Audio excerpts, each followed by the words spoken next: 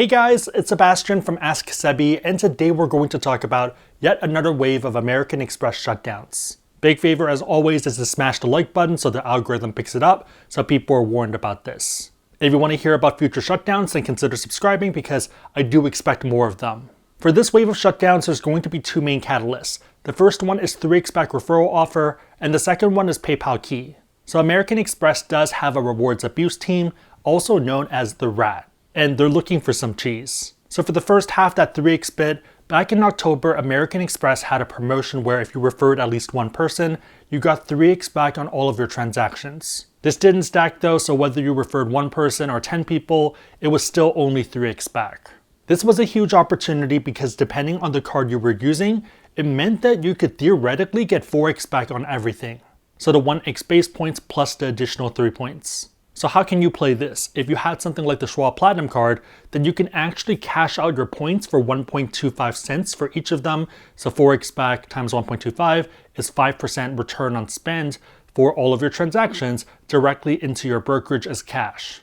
So by itself, this isn't too interesting, but PayPal Key took this to the next level. PayPal Key is a virtual card that allows you to use your credit card anywhere. So there was two interesting parts to this. The first one is that when you did that theoretical swipe, it was charged as a debit card. The other interesting part is that the information was passed through PayPal Key to American Express or to the other issuer that you were using.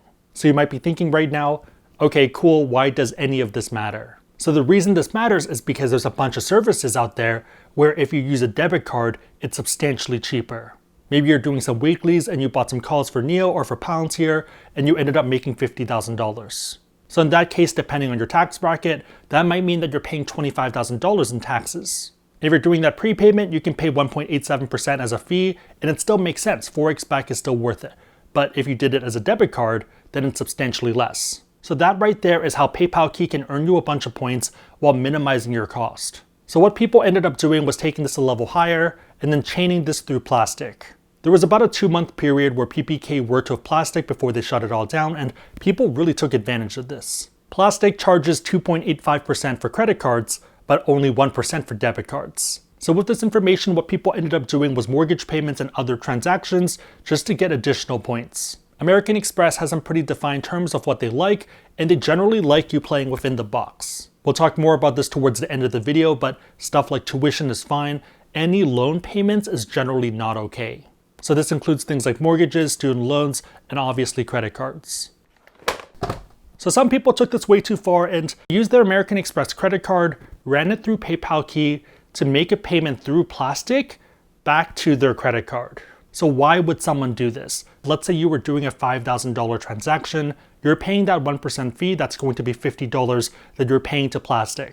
For this transaction though, you're getting $5,000 times 4, so that's going to be 20,000 points.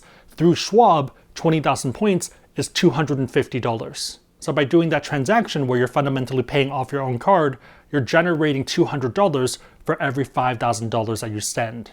If you did this every day for a month, then you just created $6,000. The big problem though is that PPK passes the information back to American Express, so they could see that you're paying off a loan product. Using loans to pay loans is a no-no. From the sounds of it, whether you were someone aggressive or not aggressive, American Express wasn't having it. Oftentimes when we think about rats, we don't think about them being the ones setting the trap. Let's run through some things to watch out for and what you should do if you think you're in the crosshair. Before we do that, and especially because American Express probably is not happy with this video is sponsored by Harry's. Harry's is a personal care brand reinventing the way you shave. Their goal is to help you shave in a premium, hassle-free way without the risk of getting shut down. I've been feeling pretty burnt out recently, and I think some of you guys even noticed it. So it's amazing to me that they're donating 1% of global sales to nonprofits focused on men's mental health. I have pretty sensitive skin and this is pretty comfortable for me.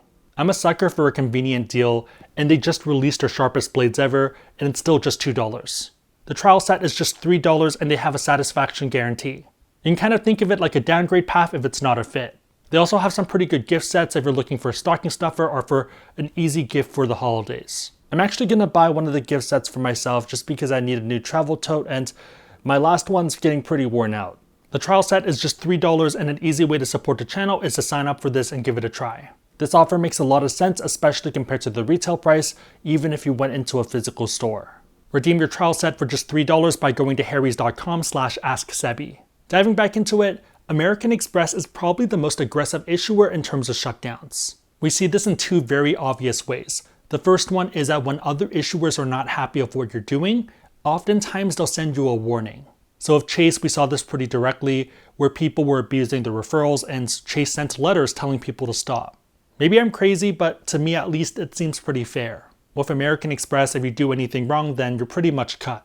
The second part where we see this is that with other issuers, if they decide to shut you down, then oftentimes you have time to cash out your points. So back to Chase, you have 30 days from a shutdown to either transfer your points out to other partners or to cash out your points. Again, to me, that seems pretty fair.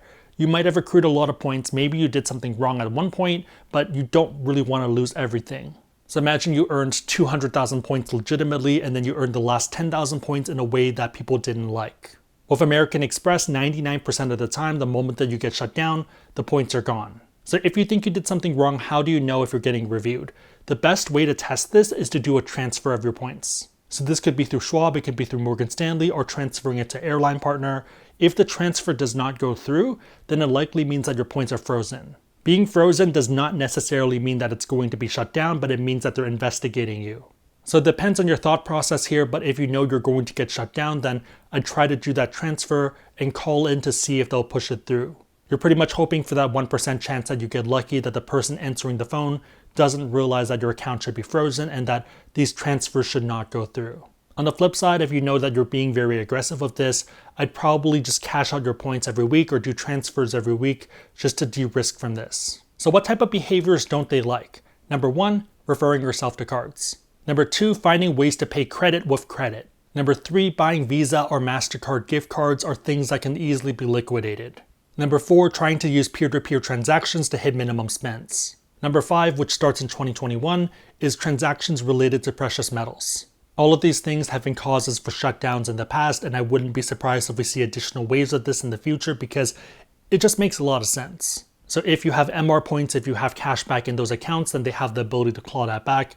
If you have Delta, Hilton, or Bonvoy points, once it's issued out to the partner, generally speaking, they don't have the ability to pull it back, so those are going to be safe. If they do end up shutting you down, they generally do that to all of your credit cards, and moving forwards, you tend to be blacklisted.